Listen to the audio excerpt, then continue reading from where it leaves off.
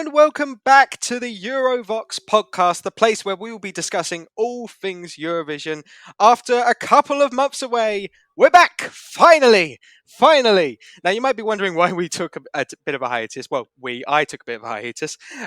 Well, first of all, it's the quiet period of Eurovision, so not much is going on. We ended 2023 up quite nicely. Also, I've been busy with a potential video you might have seen, WTF moments, recapping all the WTF moments of Eurovision 2023 in my own unique way. I'm going to plug that now for anyone that hasn't watched that video. It's got over a 1,000 views, so I'm very happy with that. But yeah, if you haven't seen it, go see it. I think it's very good. And I'm sure my guest, who is a mystery at the moment, thinks it was very good as well. I'm sure they were. They're nodding now. Believe me, they're nodding. And also, I have been on holiday as well, so just had a bit of a break. But we're back. We're going to be doing some podcasts, and coming up today we are kicking off the 2024 Eurovision season by going through the recent history of the last winners, Sweden. But first, let me introduce my guest. Now, as I said, Sweden is the theme for this edition, so you'd think we'll get someone Swedish on. It makes perfect sense. Now, sadly, we don't have anyone from Eurovoxx on that is Swedish, so I got the next best thing. What do you think of when you think of Sweden backups? That's right, you think of France. Don't lie, everyone was thinking France. So we got a member in from France. He is a long-standing Eurovoxx member from France, and he also arguably has the best facial hair in the entire team. I am, of course, talking about Dylan. How are you, Dylan? Hi, thanks for having me today, Harry. I'm doing fine, thanks. Hope you do too. Yes, I'm doing very, very well. So we're going to kick things off with the 3 questions. We ask our guests these questions every time. So, Dylan, first of all, describe your first Eurovision. So my first Eurovision, like when I was on site, was Lisbon, and it was 2018. That's where I got actually to meet most of the team members, and it was an absolute amazing time, to be honest. I don't have the words to describe it because it was like a dream coming true at first. And because I've been following the Eurovision for ages before that, I remember the first time, this is the second part of your question, the first time I remember following the Eurovision was when I was probably, I was actually 8 years old. And ever since then, I've been watching the Eurovision, and I have been dreaming of going there until I finally got to meet some of the Eurovoxx members, namely our friend Clara, who got me motivated into traveling to Lisbon for the Eurovision. And then I went there with a good friend of mine, who's been joining for other editions. And ever since then, it's been a pleasure to go there, to meet so many people, because that's what Eurovision is about. For me, it's about meeting people. It's about experiencing new cultures. And that's why I love it so much. Yeah, I can completely concur from being to the last 2 editions of Eurovision. It's an utter joy being there live. So the second question, pretty simple, standard one for Eurovision fans. What is your favourite Eurovision entry of all time? Oh, my favorite. I have to say it's MALMÖ's entry to the Eurovision, Soldi. I've just realised you should have probably. You said MALMÖ's entry like he only has one. He's got 2. Yes, his standout solo entry. But why is that one? Why is that your favourite? I don't know. I love the up tempo, and it was something that I didn't expect it to come. It was also something that I've never heard. It was for me, in a way, a good example of the revival of the Italian musical industry since the beginning of the decade, and it was a very good representative. And I think as a human being, he was also bringing a lot of values, and his attitude was everything I love in a person. So for me, it worked from the first time I listened to the song, and I still listen to it very frequently because it's just gives me good vibes, and I don't know, I like it. And ever since, actually, I got into Italian music much more than I used to listen to before. So very nice, very inspiring from MALMÖ there to get you into a different culture of music. And now we come to the guest question. Now, the last guest we had was Shaughnessy, the lovely Shaughnessy. Sorry, she's going to kill me for not saying her name correctly. Shaughnessy. And if anyone listened to that episode a couple months ago, it was absolutely bonkers. One of my favorite episodes to record. She is an absolute gem. And I was intrigued to find what guest questions she would come up with for this edition. I'm going to say it word for word, just so I hold none of the blame for this. Oh my God. So, now she asked if she could do a question that was themed around the episode, because I told her what the episode was about, and she voted in the thing coming up, as you'll see. So, Dylan, my question, well, Shaughnessy's question. Bear in mind, she didn't know at the time that you were answering this. Just to clarify, out of the last 20 Swedish entries, who we're going to be talking about today, out of the last 20 Swedish entries, who would you shag and why?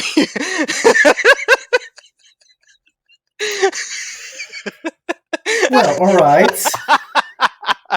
Okay, I'm going to say now.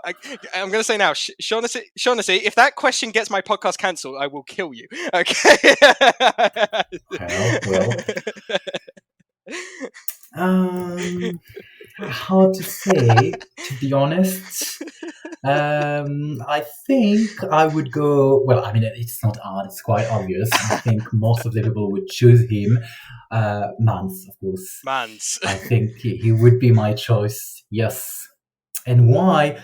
Well, I mean, look at him. Look at him. It says it all, right? You know what? I've got a sneaky suspicion Shaughnessy would also pick Mans. I've got a sneaky suspicion. That's very likely. That's something we have to talk about next year when she comes back to the Eurovision. Just message her after this episode if you want. Can't wait. No, it's much better if I find her in the Euro Club next year in Sweden, and then I confront her. Yes, of course. I'll be honest. Sometimes with these guest questions, I'll usually put my own answer in because they're unique, one of a kind. I'm going to pass this edition. I'm going to pass this time. I'm going to leave this one. I have to say that's the best guest question we've ever had on this show by a country mile. Lovely. Don't tempt me for the next question, though. Oh yeah, you got to beat it. You got to beat it for the next episode. So now we come on to the main portion of the show. Actually, before we do that, obviously, with September rolling around, we've started to get a bit of news through Eurovision 2024 and a little bit of news from Junior Eurovision as well. 16 countries taking part in Dylan's homeland of France. We will, of course, like last year, do a Junior Eurovision special nearer the time once all the songs are out. And when it comes to the adult contest as well, we have our first act in Musti for Belgium. I hope I'm pronouncing that right. A sentence I'll be saying quite a bit, I'm sure, this year. We will go on to him a lot more once the Belgium song is released, I believe in February. So once that episode comes out, once the song is out, we will be talking a lot more about him. But for now, I thought it would be a great idea, and I'm going to say this now. I've slightly borrowed this from another podcast through Eurovision. Connor and Louise, I'm going to give you your credit here because it's a great podcast. They've been on the show before, friends of the podcast. They went through their top 3 favourite Swedish entries to kick off the Eurovision year, as it is September, so the first time where songs can be released. So I thought I'm going to adapt that slightly. I'm going to get the whole Vox team involved, and I have asked every single member of the Eurovoxx team, that is, to rank their top 5 favourite Swedish entries from the last 20 years. So that is since 2004 to modern day 2023. And we have got the full results here, and we will be going through what is Eurovox's favourite Swedish entry of the last 20 years. But before we go into too much detail about these entries, I thought it would be near impossible to talk about all 20 songs in excruciating detail. So I thought, let's cut through a few of them and do a little montage of 20 through to 11. Now, I'm going to caveat this now because I do, as you'll notice in the recap, I do say 2019, 18. The bottom 4 songs are all tied with 0 points. I'm just going to clarify that now. They're all pretty much tied for 17th. And 14th and 15th are also tied on 2 points. So I'm just going to clarify that now. Even though the numbers might be different, they are all tied. So without further ado, here are numbers 20 through to 11. 20. Can you hear a million voices calling out in the rain? 19. Taking from my troubles from my heart, and why have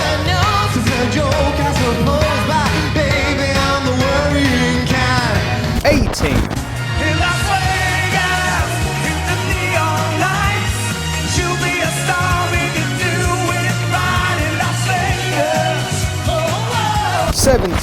You know that it hurts, oh it hurts, really hurts, and I wish I could be stronger, no longer afraid, nobody but me.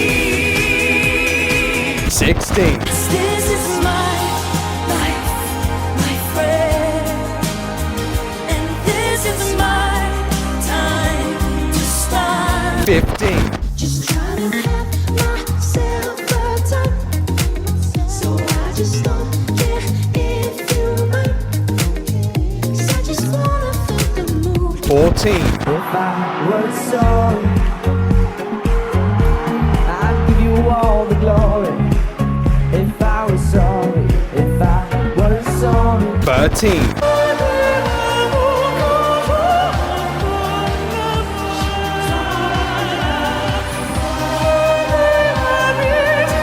12. I can't go on, I can't go on, when you look this freaking beautiful. I can't go on. 11. Hear me, I could be the sun unless you're done. Is it too late for love? Is it too late for love? Hear me. So there we saw, as I said, the bottom four were all tied. So all tied for last place is 2021 Voices, 2007 The Warrior Kind, 2005 Las Vegas, and 2004 It Hurts. All got 0 points. In 16th place, 2010, This Is My Life with 1 point. Tied for 14th place with 2 points each, it is 2016 If I Were Sorry, and 2018 with Dance You Off. In 13th place was La Voix from 2009, which received 4 points. 2012... not 2012, sorry. 2017 is in 12th place with 6 points. I can't go on. And finally, in 11th place, it is Too Late for Love, receiving 11 points. 2019. Funnily enough, out of all the songs there, only one of those songs receives someone's top votes, and that was Too Late for Love, which was actually Andy's top votes, which I find quite amusing. Andy definitely listens to this podcast. Andy, please don't stop this and cut it at this point, because your favourite did not make the top 10, and we won't be discussing it in too much detail. For what it's worth, I do like that song as well. Slightly a shame that it didn't make the top 10. But we now move on to the top 10. And in 10th place, I'd argue is a bit of a surprising one out of the songs here. So in 10th place, it is Robin Sternberg from 2013 with You. 10. Because of you, because of you,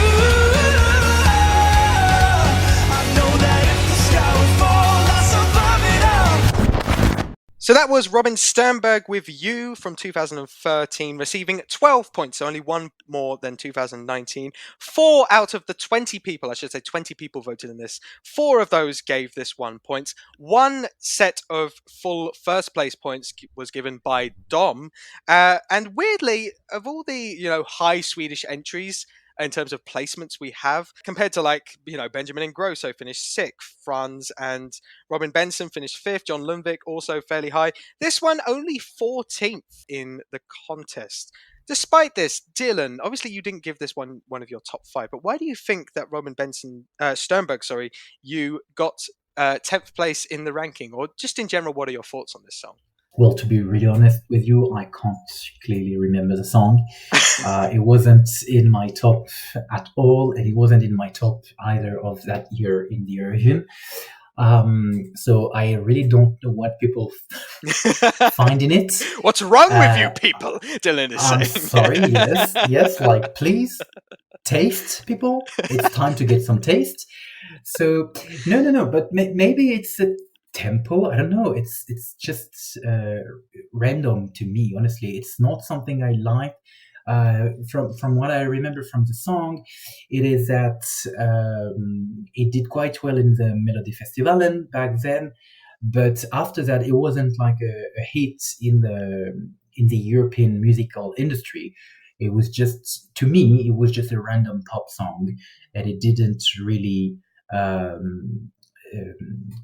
mark the spirits of the people. So it's quite surprising, and I think I would like to have the names of those people so we can have a chat about it. But I Off have, camera, or off audio. yeah, off audio. I Then mean, it's one fine. of them. I said Dom gave it his first. One. Yeah, well, you know. Now, look, No, I'm sorry. no, it's fine. I think it does speak volumes that you don't remember this one fully. 'Cause I'll be honest, right? Sweden has a lot of songs I really love from this. This was quite a hard ranking for me. The last 20 years, Sweden, I think, Yeah. have been really good, and there's a reason that it's a hard one to rank. I have this one on my playlist, my Eurovision playlist of songs I really like. I do really like this song, "You." That being said, it is one of Sweden's more unremarkable entries. I think. I mean, it came after Euphoria, which, spoiler, we're going to be talking about later, believe it or not. Ugh. And spoiler on Dylan's opinion as well. But I think there's merit to this song. I do like the high notes. There is good power in this entry. I would argue it's not necessarily Sweden's typical polished sound. There's a bit more, heart and bit more rough around the edges than other songs. Robin performs this very well. He was a great host entry. And I'm pleasantly surprised, I would say, to see this in the top 10. It's not necessarily my top 10 Swedish entries from this era, but I can see its merits and I can see why people enjoy this song and still potentially go back to it. So now we move on to 9th place. And I'll be honest, when I saw this ranking, this one surprised me as well, but for other reasons. I thought this one would be a little bit higher in the ranking. In 9th place, it is Move from 2020. Nothing that I wouldn't do for you, 'cause you do it for me too.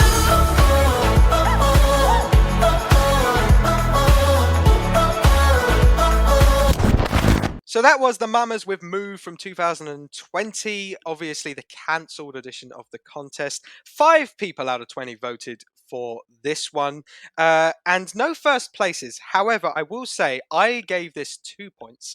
And Dylan, I'm going to give you a quick story here. So, pulling back the curtain here, Dylan, you were one of the last people to vote for this. Before your set to votes, the Mamas were actually outside of the top 10. And I'm telling you now, if they ended this outside the top 10, I would have been furious. I would have been livid with the Vox squad. Thankfully, it just crept in 9th place on 13 points, so slightly higher than the songs just below it. But you, Dylan, saved the day with your 4 points. You ranked the second out of all the entries for Sweden. So please tell us why you enjoy Move so much. Well, you're welcome, Harry. Yes, I'm thankful. I'm very thankful. I ranked it second because, to be really honest, this was my favorite song of that year in the contest that didn't happen, of course. But I still listen to the song for a very simple reason. I think it is something that is very different from what Sweden usually sends to the Eurovision. It is different in the way that first it's a chorus.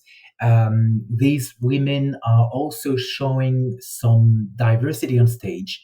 It's a nice touch, and the song is really, really interesting. The performance was also very nice from what we saw. And altogether, I think that the Mamas, I love them really a lot, and I would love for them to go to the Eurovision again and to actually perform in the contest because they would do great. I'm pretty convinced about it. It's different from what Sweden usually does, and I think it works.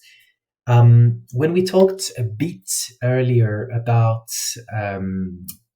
the fact that you didn't make it to the top 10, the song that is not me personally, just to clarify. Yeah, no, the song. Yeah, sorry, the song from Robin Stenberg, "You" from Eurovision 2013. Then we mentioned that it's one of the reasons is because it might have been a bit different and that might have been a bit less polished than what Sweden usually sends. But again, I think that the Mamas is different. The songs they had was in a way also less polished, but it worked nonetheless because of the difference it brought to the contest and to the usual series of Swedish entries. Yeah, I completely agree there. Obviously, it's my 4th place in Swedish ranking. My 3rd overall in 2020. It's an entry I absolutely love. What I love about this is it's so motivating. It's so uplifting. I love a bit of gospel as well. Gospel is very much a genre that is very good, in my opinion, at Eurovision. More gospel, I say, for 2024. Roll on, please. And yeah, I am gutted the Mamas could not take part with this entry. I think it would have been a moment on stage, and it's just so joyful. I was one of the few people that back in Melody Festival in 2020 preferred this winning over Dotter. I know I was in the minority, but I was so thrilled when this won. I love Bulletproof, just to clarify as well, but Move was my winner then. And yeah, it's a shame that their song in 2021, while I still really enjoyed it, was not quite up to the standard. I do hope they reunite. They seem to be potentially going their separate ways with one of them. I forget the name. Was it Lulu, I believe, took part in 2023 Melody Festival and not quite the same success. But I do hope they come back with something better. Just a question on this. Obviously, we're talking about the 2020 cancelled edition. How do you see this doing if the contest had gone on? Oh, I think it would have done great. I'm not sure it would have actually won the contests because it was a strong year. But another thing, it would have been a three. Top three. In my opinion. I do know. I'm fairly confident this would have done exceptionally well with juries. The Mamas just had so much charisma. Yes. I don't know. Top 10, obviously guaranteed. It's Sweden, but even guaranteed. The reason I'm not saying any higher is because 2020 was such a strong edition with so many potential winners. This is part of the reason I think people are annoyed 2020 didn't go ahead. There's so many songs that could have won, like Lithuania, Iceland, Bulgaria, Italy, Switzerland. Even an outside chancer like Malta could have done really well. There's so many potential winners, and yeah, it's gutting we won't know who would have won. But the Sweden would have definitely been a contender for some high positions and some high points, and 9th place in Sweden's last 20 editions. So now we move on to 8th place, and I will say now there's in a way a three-way tie between 6th and 8th. However, there are some tiebreaker rules with like who gave what amount of points, which separate these three songs. So there is a definitive 8th place here, and I will say there's actually a link to 8 here because our 8th place is from 2008, Heroes from Charlotte Perrelli. Hey.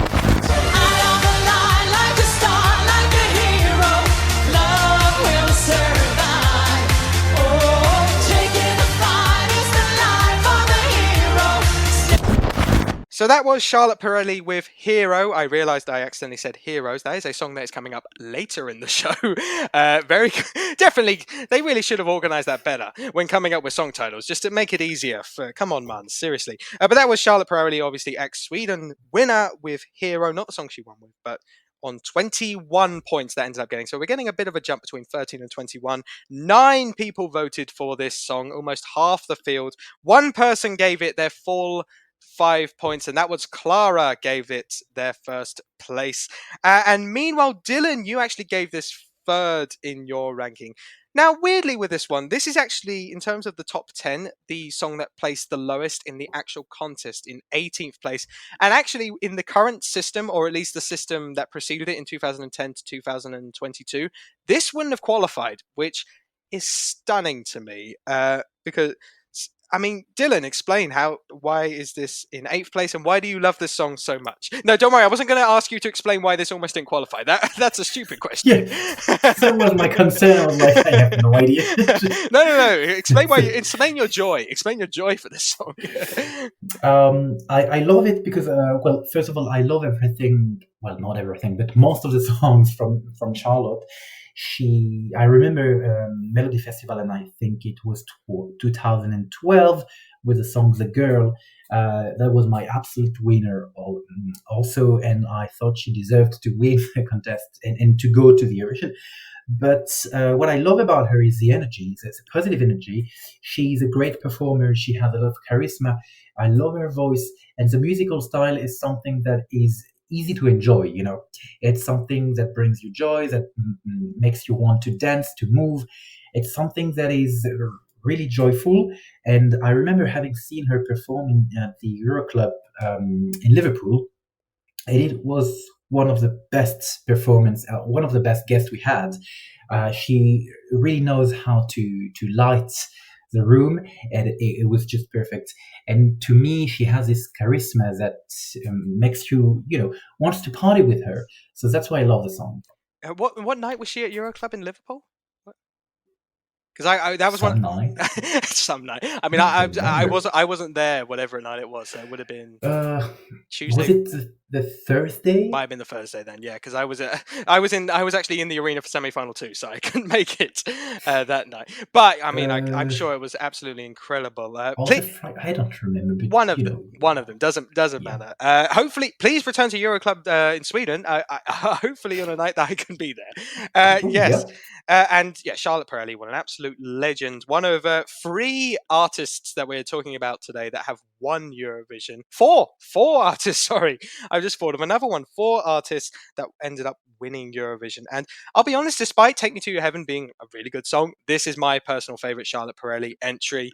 It's so diva camp and like disco and anthemic. It's just fun. It's a very fun entry.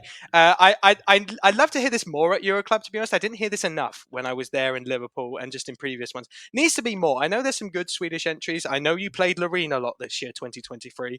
But come on, we need more Charlotte Perrelli. We need more disco diva at the Euroclub. It only makes sense, I think, for Euroclub. That was a voice break. We're keeping that in. Who cares?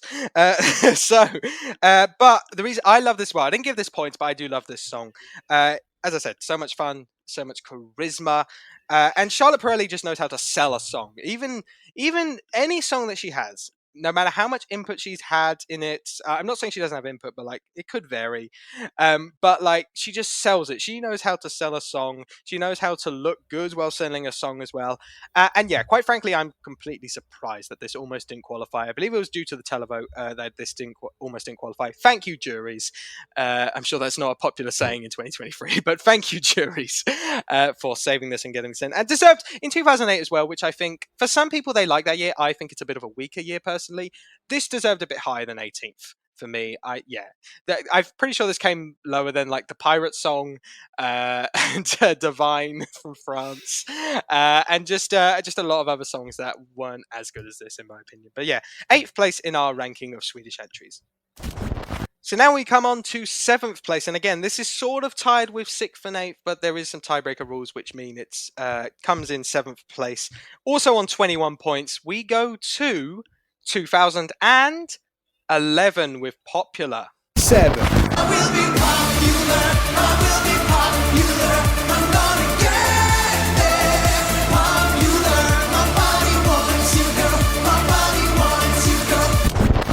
So that was Eric Saad with Popular, Sweden's 2011 entries. Like Charlotte Perrelli, 9 people voted for this one. 1 first place, this time coming from Jana, gave this her full points, and it came 3rd in the actual contest in 2011, Dusseldorf.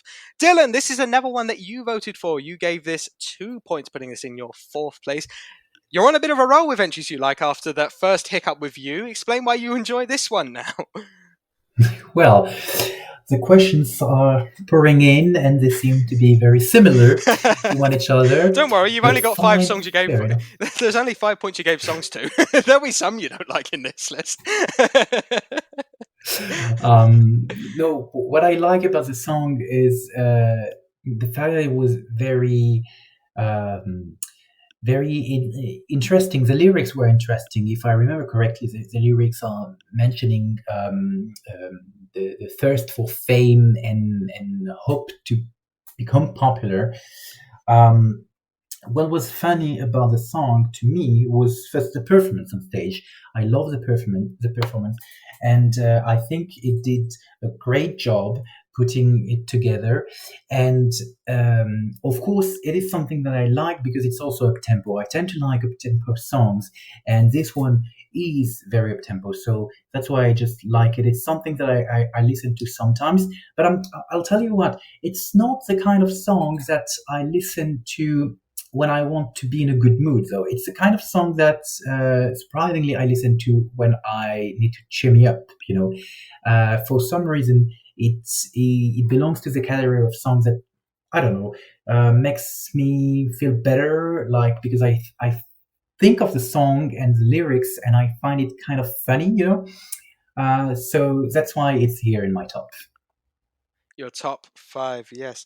Now, obviously, I didn't give this any points, and if I'm being completely honest, this would be in my bottom 5 of Swedish entries from previous years. Oh, I don't like this song at all. 2011 in general, I don't like at all. I think it's a very, very weak year in Eurovision, despite 43 countries. Like, you would have thought there would be a few good ones in there. yeah. Who knows? But yeah, for me, this is just typical Swedish blandness, in my opinion. Unlike you, I'm not a massive fan of the lyrics. I think the sentiment of just wanting to be popular is, it's not harmful, is not the right word, but it's like, it's a bit,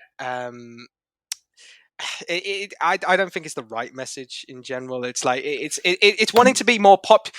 The reason I don't like the message is because it feels like it's more wanting to be popular than being yourself. I think that it's like you're trying to conform to something you're not, maybe. Yes, but that's why I like it, because it's funny, it goes against the stream. It's not what we hear today about body positivity and acceptance, self-acceptance. And that's why I think it's actually funny, and why I rank it in the funny songs. Maybe. I think the problem with that is I would accept the fact it's funny if it wasn't for Eric Saad taking it very seriously on stage. Like, he performs it with like a serious intention. I will say the staging I don't mind. The glass break is very cool. I think it adds some impact, some oomph, some power. But this is a song that is annoyingly at Euroclub quite a bit, and gets played quite a Yeah. bit. It's one of the Swedish entries, and yeah, I don't hate. It's not a complete hate. Like, I will listen to it if it comes on like ESC radio or something. I won't skip or anything like that. I won't leave the like club if it's playing. But it's also one I was never near giving points to. But I do understand it has its appreciators, and a lot of people probably would say that this deserved to win in 2011. This was a lot of people's first places back in there, at least over the top two of Italy and Azerbaijan. A lot of people have this one over those two. But yeah, I mean, I've clearly been outvoted here by a considerable amount of people, 9 to be exact, and Eric Saad, we're popular 7th in the Eurovoxx rankings.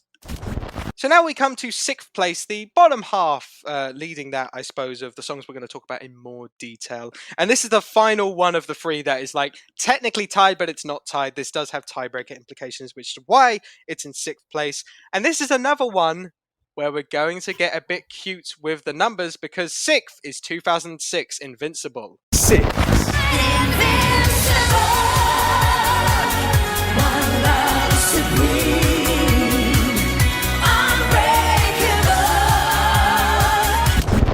So this is our second of previous winners, not the artist, that is, not the song, of course, with Carola Invincible from 2006, also getting 21 points.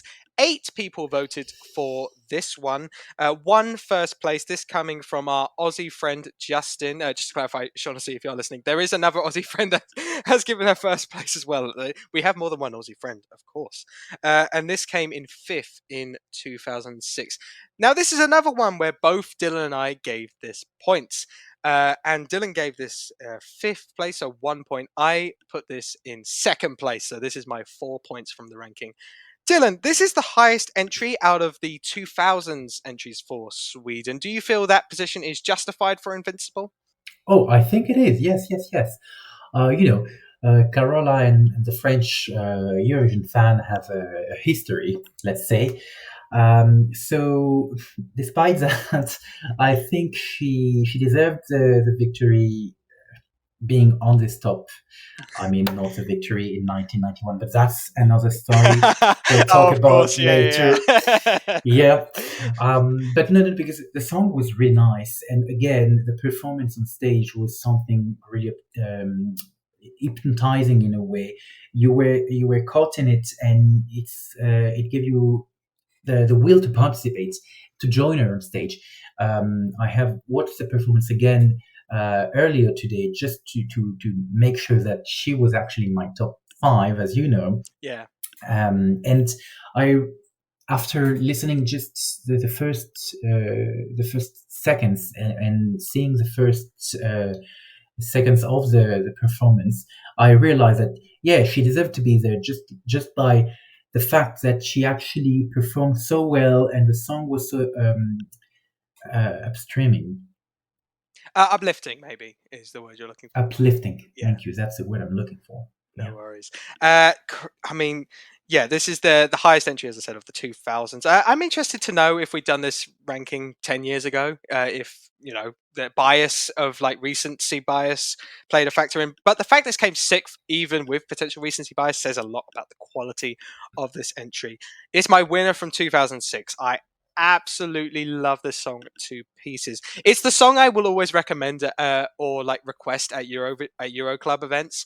It's like it because it's so fun to dance to, let yourself go to. It's such a sing-along song as well. Carola really takes you on stage with her, even with the like simple staging this relatively has. Like it has like obviously the wind machine cape thing that they played up to Yeah. in the 2013 interval act where she fell off the stage, but it's simple staging. But you know what, Carola has that ability where when you watch her, it doesn't feel like she's participating. It feels like we're having like an interval act in between, and she's been Yes, brought exactly. in. Like Carola is such an icon, one of the best voices in Eurovision history, in my opinion. There are very few people that can have that raspiness, that connection, and just like I'm going to sing the song perfectly, and you're going to like this. I don't need autotune. I don't need backing, anything like that. I don't need any of that. I'm going to sing this perfectly. I'm going to make this modern. For me, this still sounds like, for a Swedish pop, this would, I think, still do relatively well in 2024.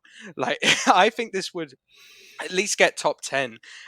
Such an all-time classic, I think, at Eurovision. And Carola, an absolute legend, deserving of that status within the eyes of Eurovision fans. And our sixth place in Swedish entries. And now it's time for... Okay, we gotta go. 30 seconds. And now we come to OK Gotta Go 30 Seconds, inspired by Golden Boy from 2015, as always. So, if you are new to the podcast or just want a refresher about the rules, or if you're our guest, I suppose, I have a list of 43 countries that have all recently taken part in Eurovision. The latest one of these took part, I believe, was 2019. 2019 is the most recent one. The earliest, sorry. Dylan, as the guest, you will have to pick a number between 1 and 43.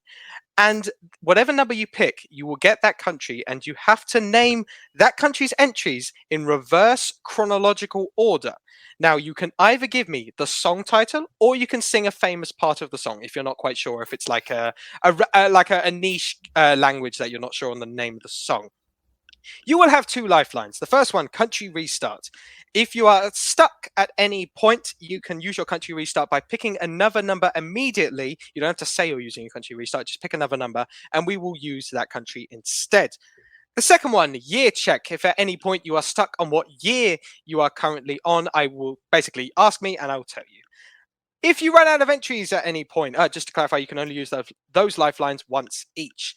If you run out of entries at any point, the example I will always say till the end of time, until it actually happens, is if you get Australia and potentially run through their limited amount of entries, then you can immediately pick another country. This does not count as your country restart. 2020 entries do count. That's the only other thing I should say. Dylan, how are you feeling about the game?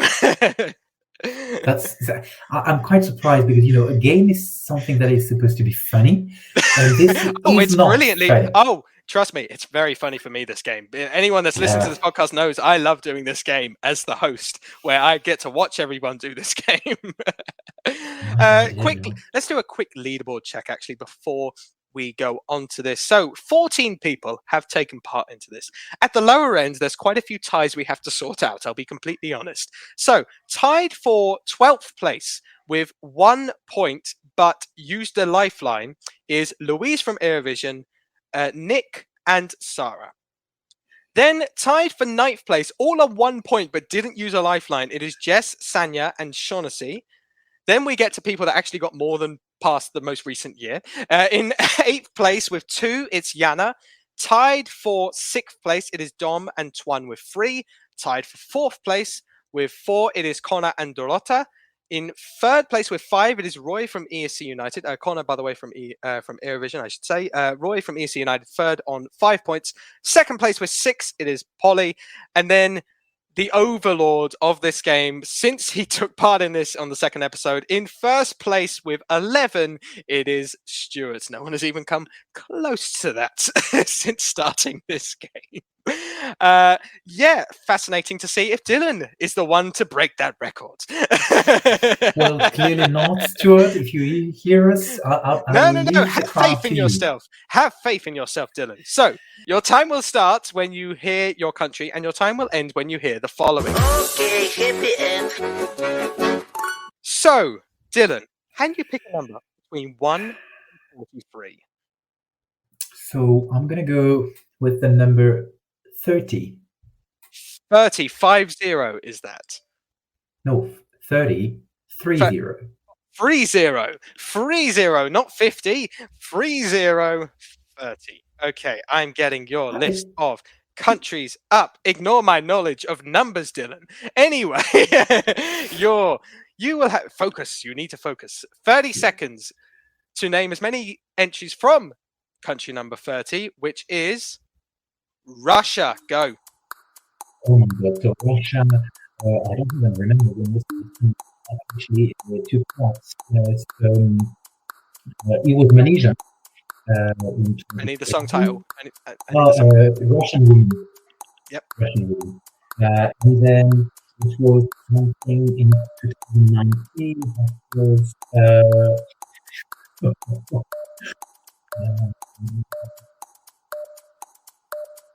Okay, hit the end. I don't even remember. It's just Our long list of 1-pointers has continued, everyone. yeah, but I didn't use a lifeline though. You didn't use a know. lifeline, which does put you. We'll come on to that actually. Then we will come on to that. The entry you were looking for, you actually skipped a year in your head. You were looking for 2020, which was Uno by Little Oh Big. yes. Is the song you were looking for there? Yes. I mean, I'm just used to people getting 1 point at this point in the game. Well, excuse us. Well, yes, yes, I suppose you should apologise. Yes, fair enough. So, for You know making... what? I'm hosting the next podcast, and you're on the grill. Trust Oh, me. you want me to do this game? Okay, fair Yes. enough. I think there's a few people that want me to do this game after how I act when people take part, I must say. So, let's come on to where you are in the rankings. So, because of your 1 point and the fact you didn't use a lifeline, that is very, very, very, very important here, I will say. You actually weirdly end up in the top 10. You are joint. You're joint ninth. Amazing. with Jess, Sanya, and Shaughnessy. Now, to be fair, Oh, or great. Shaughnessy, to be fair, if you go on alphabetical order, you are higher than those three. So well done. So just to clarify, we've had 15 people take part in this game. 7 of them have scored 1 point. Almost half. Almost half the people have scored Well, you don't. 1 But- point. 30 seconds is not much, to be honest. You just have to be You know quick what? and If then I'm being just completely trust- honest, I feel like if Stuart didn't get 11, these scores would look a lot better, or at least more Yes. respectable. I feel- Stuart, that's on you. We're blaming Stuart. Yeah. Pulling back the curtain here, we will do a couple. Obviously, you might have thought maybe going into this podcast, listeners, because it's a new series, or new season. Sorry, we might have had a different game. Trust me. In a couple of podcast episodes, we're going to slightly adapt the game to allow for repeat guests and just a new format where hopefully the points will be a bit higher and a bit closer. We're hoping for that next series. Next series, we are hoping for that. But that was just to clarify. Dylan came in 9th place. Stuart is still in 1st. Obviously, you all know Stuart's 1st at this point. And that was another edition of OK, Gotta Go 30 Seconds. So now we come on to the top 5 entries according to Eurovoxx from Sweden in the last 20 years. Now, obviously, we've got 15 songs revealed, 5 left. In year order, I'll just say, I was about to say no particular order, but I can do these in year order. The 5 entries we have left are 2012, 2014, 2015, 2022, and 2023. They are your 5 songs left. 3 winners amongst that list, so that'll be interesting to see where they end up. So, in 5th place, with 22 points, so slightly higher than the songs below it, is our first winner of Sweden, and that is 2015 Heroes. 5, We are the heroes of our time. Heroes. But we're dancing with the demons in our minds. Heroes. So that was MALMÖ with Heroes from 2015, receiving 22 points. 8 people voted for this one, and it obviously no first places from anyone at Eurovoxx, but a first place in Vienna in 2015, earning Sweden its, I want to say, 6th victory. I believe I'm correct in saying that was their 6th one. Hopefully I'm right. The comments, feel free to correct me if I'm wrong. But neither of us gave this one points. But Dylan, do you enjoy this song? Do you feel it was deserving of victory or slightly lower? What are your thoughts? So, and this is my unpopular opinion about Sweden, I quite dislike the song, to be honest. So yeah, I know I love Mans' anthem, but to me that's all he is. He's handsome and funny though. So great, you know. I'm sure But he's going to shag you now after hearing these thoughts on this song. Yeah. That's the only reason. That's the only reason why that's not going to happen now. yeah, sure, you're too kind, Harry. Well, no. I don't really like the song. I think it was the main reason is I feel that the song was designed to win the Eurovision, and it's kind of obvious to me. Sweden poured everything they had into it, and they've put it like a top model on stage to catch more votes and to catch the attention. But in the end, the song was something. It wasn't meh, because the song can be enjoyable, of course, especially when you want to party. But I do believe that the song is very regular, you know, it's not something that stands out. And I think that year in the contest, there were better songs. And to me, Heroes didn't deserve to win that year. That's fair enough. It's one I like, Heroes. It's on my playlist. I didn't give it points, though, necessarily. I'd say it's in my top 10 for this category, Swedish entries from the last 20 years. That being said, look, it's not the most out there song. Sweden, you're not going to get many of those. But that being said, what makes it, I think, stand out is the staging. It was so ahead of its time, so unique, and filled with so many moments and character that you couldn't help but connect to it and pay attention, which is important here.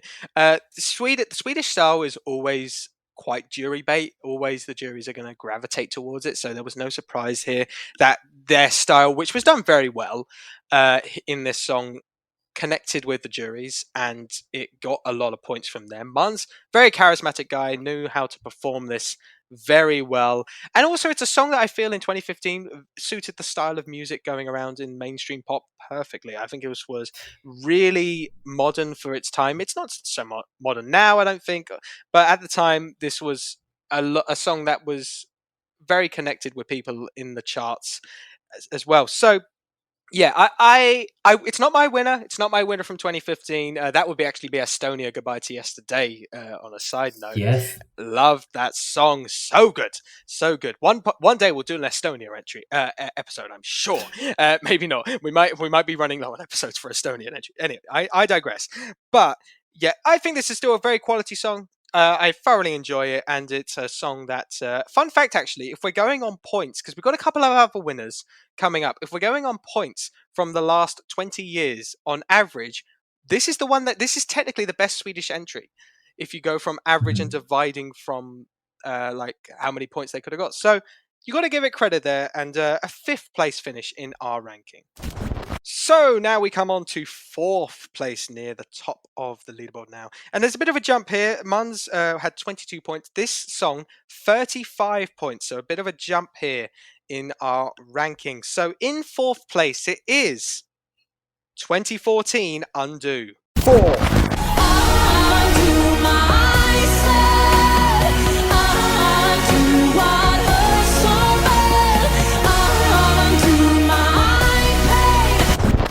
So that was Sanna Nilsson with Undo, Sweden's entry in 2014. Maybe a bit higher than people anticipate, with 35 points, but half the field voted for this one. 10 people voted for Undo.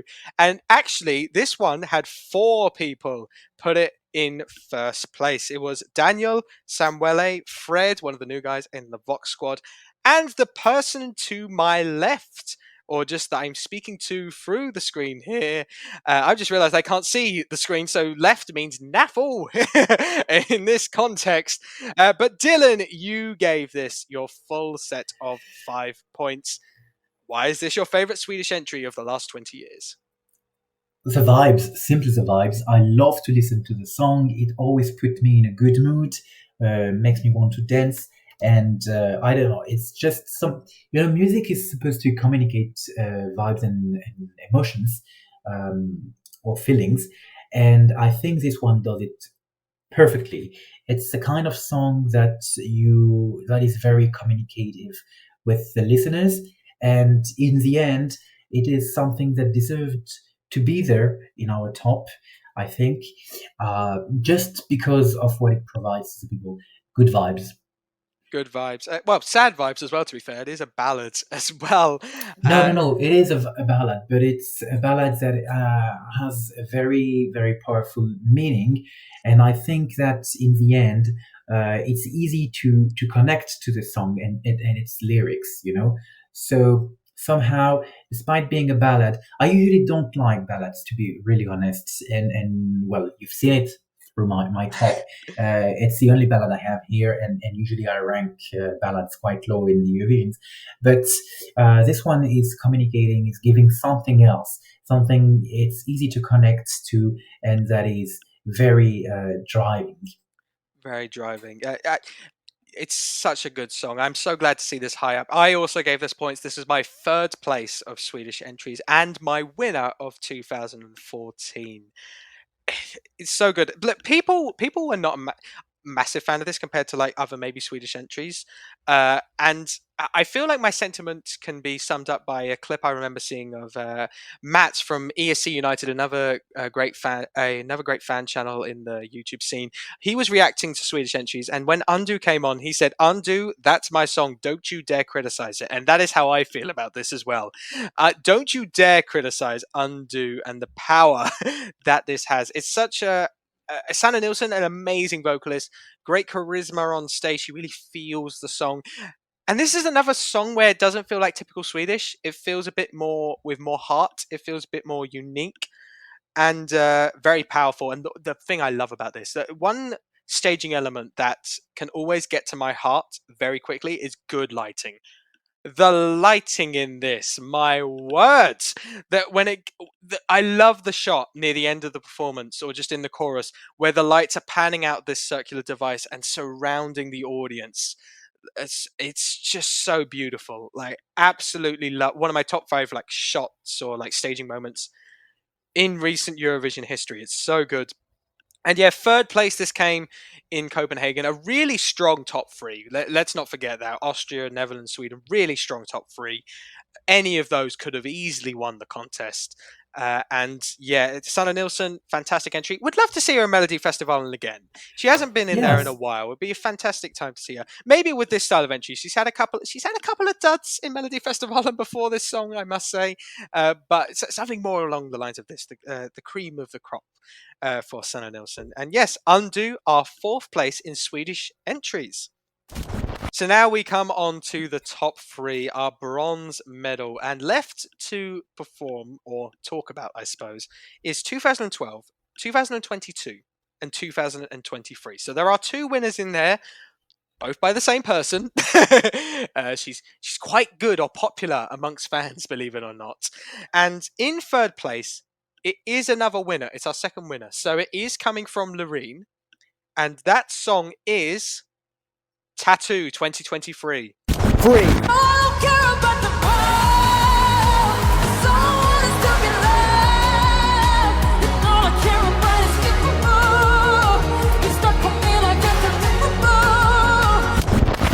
So we don't have to go back far for this one for our bronze medal. LOREEN Tattoo 2023, receiving 36 points, so one more than Sanna Nilsson's Undo.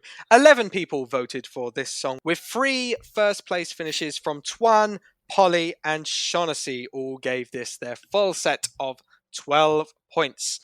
Now, Dylan, obviously because of it being 2023, we have covered the song quite a bit on the channel before, but you are new, you're a fresh set of eyes for this song.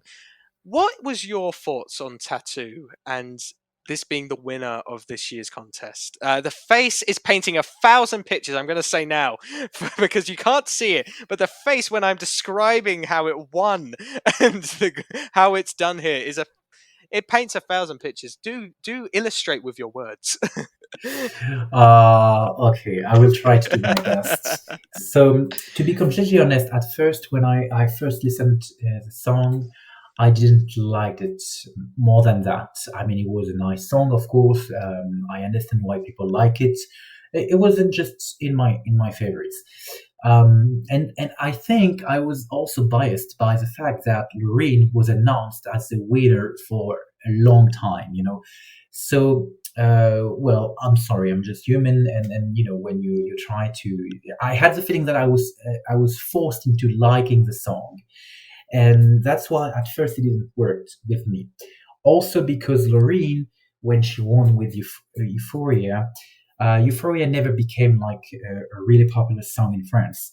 It wasn't a hit in the country, and the song was quite unknown and flew under the radar.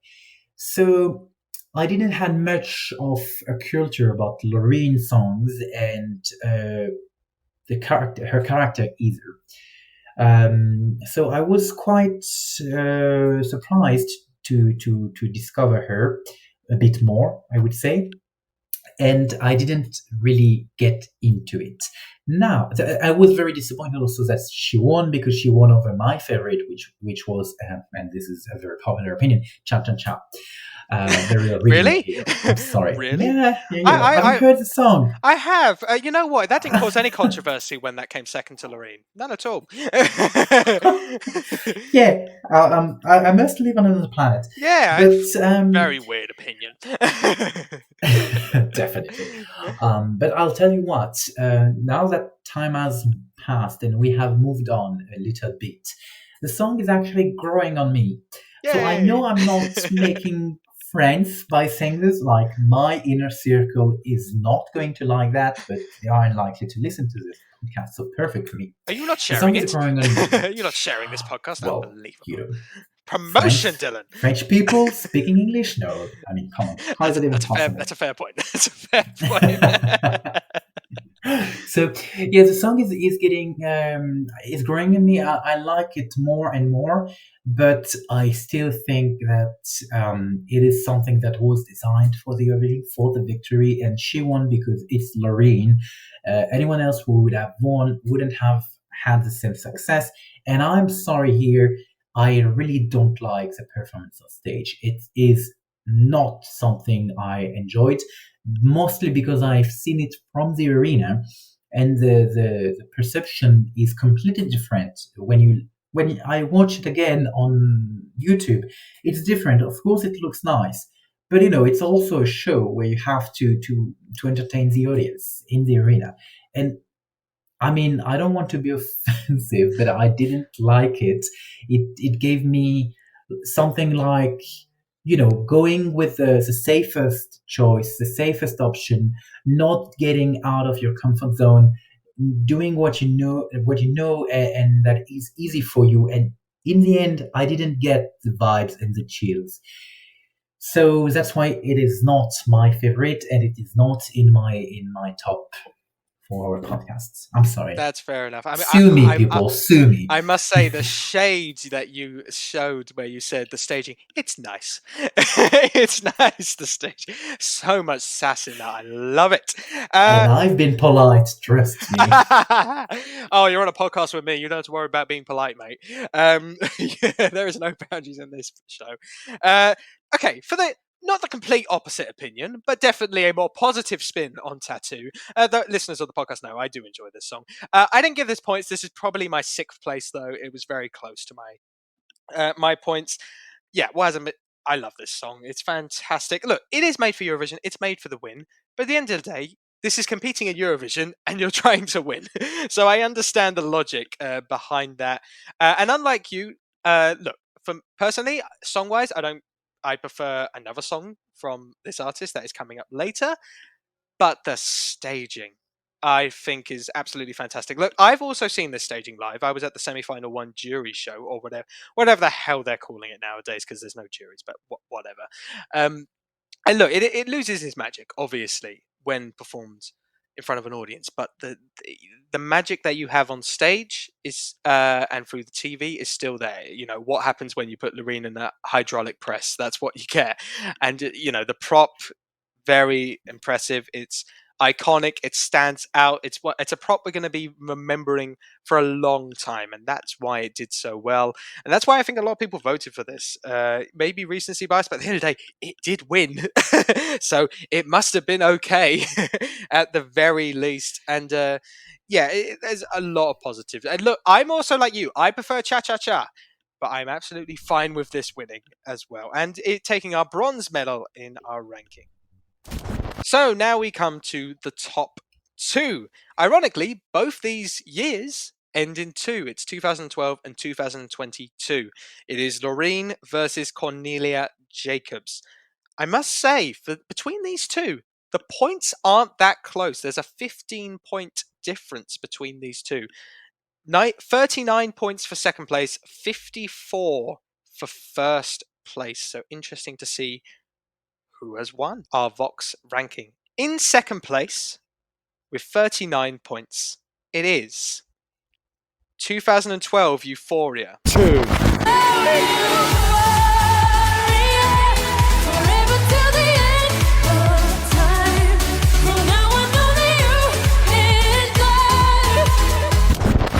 So back-to-back LOREEN. This arguably maybe her more iconic entry with Euphoria, obviously winning in Azerbaijan, Baku. 12 people gave this 1 point, including myself. I gave this a point, and 2 people put this in their first place. Sarah and one of the new members of Eurovoxx, Chris, put this in first. Now, Dylan, you're not a massive fan of Tattoo. Any more positive on Euphoria? You know, one of the most iconic, game-changing songs in Eurovision history. Any positive words or more negativity? No. I'll give you that. It is one of the breaking point in the Eurovision, the song and the performance. And that's why I think I dislike, in a way, Tattoo, because I think Euphoria was much better. That being said, though, it is. I don't listen to the song often. I like to listen to it when it comes up on my playlist, but I will not look through it. And I mean, it's probably also because, back then, the Eurovision culture in France was not as strong as it is today. Not that it is very strong, though, let's be honest. But the song never aired on the radios, for instance. It was completely unknown, and most of the people don't even remember the song, to be honest. And that's why I think it is a bit under my appreciation level. I like it, and I admit it. It's a groundbreaking performance, really. But I don't have a more deep opinion, to be honest, because it's not something that I listen to very often, or that I look for. So, yeah. Yeah, that's fair enough. A side note on that, I forgot to mention during Tattoo, you mentioned about how Euphoria wasn't really appeared on the radio. I was on holiday in France for like 2-3 weeks. There was a radio station that played like the same set of songs over and over again. Tattoo was one of them. Like Tattoo was weirdly like, is that one of the songs that gets regularly played in France now? Is it more contrast? Yes. Through the whole summer, actually, Tattoo was aired a lot of time, and I remember that something is interesting. When she won the Eurovision, she announced like a tour in Europe, and at first she didn't plan any dates in France, probably because she remembered that her previous win wasn't appreciated in France, and shortly after she added new dates, and she's now going to perform in France. And I think one of the reasons is that indeed the song was aired online, and it's interesting because for France at least, and I hope it is a breaking point. In a way that for once we have a Eurovision song, a winner of the Eurovision Song Contest that is being popularized through the radios, and this didn't happen in a while, but like really probably in a decade at least. So it's something that is very nice to see, and I hope that it is opening a new era. And if it is thanks to LOREEN, then invite me in 10 years from now, and I will tell all the good things I think about Tattoo. Fair enough. If it leads to like 3 French victories in the next 10 years, then Oh my god. love from Tattoo. Yeah, going back to Euphoria, I must say one thing I do have on Euphoria is the fact that I don't mind Euphoria as much at Euroclub compared to Tattoo. Now look, for great Euroclub songs, but God, Tattooed was overplayed at Euroclub. Like, I get it, it's a good song, but I don't need to hear it multiple times in one night, please. Anyway, Euphoria. What hasn't been said about this song compared to like everyone else? Like, it's a groundbreaking song. It's probably up there with Fairy Tale as like a reason most modern Eurovision fans are Eurovision fans. I think like a lot of people go to either like 2009 or 2012 as like the change of Eurovision in terms of a quality standpoint for the songs, which is why it's got so much appreciation. LOREEN in that stage in Baku, I'm convinced that 25 people got a separate stage in Baku, and LOREEN got her own one. Like, it's completely different feel to all the other entries. She made that stage her own, and just iconic music video, like interval act. Like, I suppose, like if you're going back to Corolla, it's like an interval act. Like she's not competing; she's just singing an amazing song. It's iconic. I knew this song even before I became a Eurovision fan, and yeah, it's LOREEN's vocals can't be denied as being one of the best of all time as well. So good, so good. And you know what? Of all people to win this contest twice, LOREEN is up there with one of the best.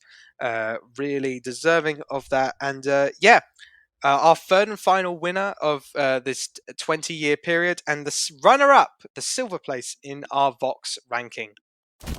But then we come to our winner. 19 songs have been talked about, one left, and it is on 54 points, Cornelia Jacobs' 2022 entry, Hold Me Closer. Wow. Hold me closer, although you leave for the sunrise. I'll be bleeding, but don't you mind? Be fine. Oh, it kills me. I found the right one at the wrong time. So that was Cornelia Jacobs with Hold Me Closer, Sweden's 2022 entry, receiving 54 points, 15 more than second place. It landslided this. 15 people voted for this out of 20, 3/4 of people, with 6 people ranking it first. They are the 6 people we haven't talked about yet who voted in this: Sanya, Jess, Paolo, Stuart, Nicoletta, and of course, yours truly also gave this the full 5 points. This came only weirdly in 4th place in Eurovision, which is actually one of Sweden's.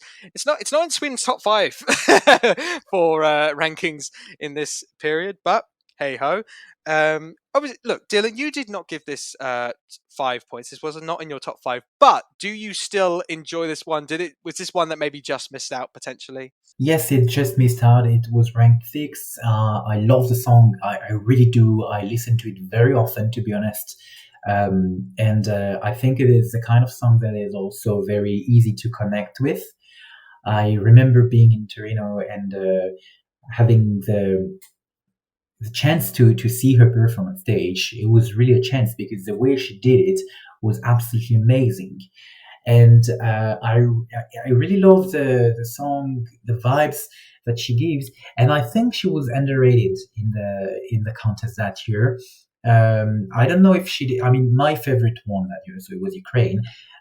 So I wouldn't say she deserved to win, but she probably should have come second at least, because I don't know. It's just something that was a bit refreshing when you think of the Swedish entries. Usually, it was also right after Voices from Tusse, which was a nice song, a good one, but didn't make it to the top 10 or top 5 then.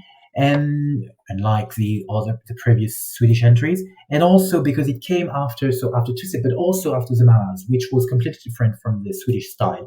We were going back to something a bit more traditional by the Swedish standards, and I think this is why I like it so much, because when you send the same kind of song every year, then you get used to it, and at some point you get bored. Yeah. And then after a little break, it was just a 2 years break, in my opinion at least, then it came back, and it was something that I really enjoyed. And the song is something that is also very, very appealing. Absolutely, yeah. My first place in 2022, my favourite Swedish entry of all time. Many people's favourite Swedish entry. You ask a lot of Eurovision fans, diehard Eurovision fans, they will say "Hold Me Closer" is up there. Obviously, a few of them will say the winners of Sweden, but this is also up there. There was something so rewarding when this won Melody Festival in 2022, because before that point, if you take out the Mamas, because obviously they didn't end up participating, the last female act in Sweden for Eurovision was 2014, 8 years before Cornelia, if you don't count the Mamas, obviously. And during that period, we had a lot of high-profile, high-polished entries from male artists in particular. And Cornelia, as soon as you heard this entry, bear in mind she wasn't at the time like a very well-known artist in Sweden at all. It was like the second time she'd take part in Melody Festivalen. Not well-known, not on anyone's radar when the artists were announced. As soon as you heard this entry, you knew this had to win. Like, there was something so raw, so emotional, and so real about it. This is a real entry. And I still remember Melody Festival in 2022, like many people, being absolutely petrified that Andersberg was going to win with Bigger Than the Universe. The most like, no, you can't have that happen, Sweden. And even though they tried, the people of Sweden tried, they put that first. The juries, thank you, juries. This is why we need juries. And yeah, I'm shocked. Like, fourth place, this is one of the like all-time classics for me when it comes to Sweden. Like, I know all the entries that finished higher than them were good. Obviously, the king of the UK, Spaceman Sam Ryder, amazing. Slow-Mo had its fans. Stefania had its fans. It was a very good top four, to be fair, when it comes to 2022. That being said, there's just a magic with this. The green light, iconic piece of staging prop, so simple but yet effective. That's just Cornelia in a nutshell. Yeah, the rasp in her voice as well. It all works. It's an all-time classic. It's in my top 10 entries of all time, let alone Sweden. And actually, to be fair, shout out to Invincible, because it was a tight race between these two for my first. They're both in my top 10 of all time. And I'm very happy that this did so well in the vote for Eurovoxx. We do have taste in some aspects. Trust me, guys. Some. Hold Me Closer 2022, our favourite Swedish entry of the last 20 years. And now it's time for Unpopular Opinion. And now we come to our Unpopular Opinion, the segment of the show where we let our guests have free reign of whatever they want to say about Eurovision, for good and bad. Again, when we come onto a new season, we might adapt this, slightly tweak it a little bit. But for now, we've still got some new guests. We've still got some unpopular opinions to go. In the case of Dylan, considering his thoughts on LOREEN, he started early. He started early with his unpopular opinions before we got to the official one. But Dylan, without further ado, what is your official Eurovision unpopular opinion? My official unpopular opinion would be that I don't think we should keep using the exceptional rules that were allowed due to the pandemic in the contest. Namely, the chorus that can be registered. I think that we've seen some delegation using and potentially even abusing it in the past contest. And if we want to keep the contests pure in a way that the contest has a high standard and is not just moving toward a regular show where you have an international star coming on stage. I'm not naming anyone, but I have some opinion, some clear name identified in my head. And in the end, where the people are just using playback, and they are just moving the lip syncing, then I think we would lose the soul of the contest, because from the very beginning, the rules were clear as how to speak, how to sing, sorry, and how to perform on stage. And I think we should stick to some of it. Not because of the tradition. The tradition are made to change and to evolve, but going back to something that was in place before the pandemic is something that I think would bring the contest more authenticity. Yeah, absolutely. Maybe not an unpopular opinion in terms of the fandom, but obviously an unpopular opinion in terms of who's running the Eurovision, because they are not changing that rule Yeah. anytime soon. I'm of the similar opinion. The one positive I think that maybe has come out of, I think the main one is the playback situation. I think the main positive that's come out of that is it's catered to more, I don't want to say iconic, but like more polished performances and cleaner ones. But that is obviously due to the lack of backing singers allowing for potentially more dancers or just cleaner vocals in general. So I appreciate that, yin and yang, but I do get it from a TV standpoint why they might want to carry that on. But it does, at the end of the day, it's a contest, so fairness does have to be a key factor. And it doesn't hide, the playback situation doesn't hide if someone has bad vocals. Like we saw this year, if you have bad vocals, it's not going to be a good performance. Like some people just still didn't work. Auto tune, now that's a different story. If that ever came in, that's ridiculous in my opinion.